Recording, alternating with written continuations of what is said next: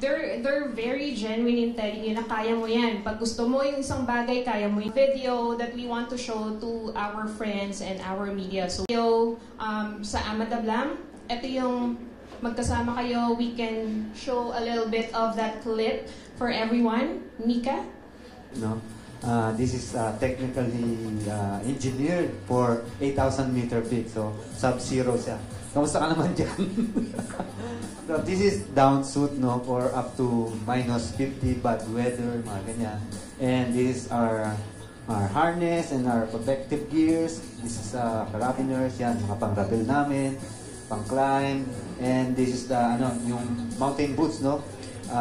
Double boots siya, medyo mabigat siya. And ito po yung crampons, yung pang-ice. So, ito yung parang hindi kami madulas sa yellow. And gentlemen, itong down suit namin, which will give us protection para sa aming summit push.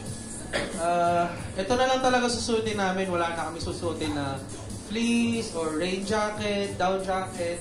Under that, meron lang kaming thin base layer para to keep away the moisture. And in addition, meron din kaming summit boots na para maiwasan kami ma-frostbite yung paa namin.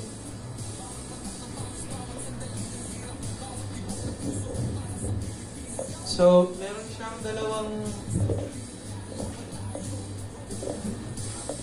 siyang dalawang layers of protection. So, ito yung protection namin for the snow. Ito yung protection namin para sa extremely low conditions such going down to -50.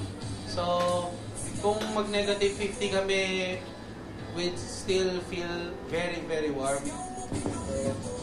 Yan, so rated talaga to para sa aming 8,000 meters na expedition.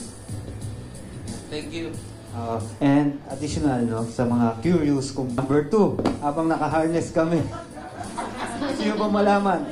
So, meron siyang pinababalan dito, and then, hindi mo na kailangan hubarin yung harness kasi hindi pwedeng maghubad ng down suit, no, sa high elevation, delikado.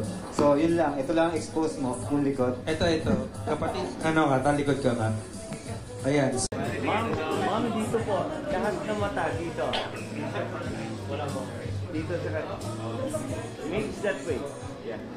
Thank you po. Thank you.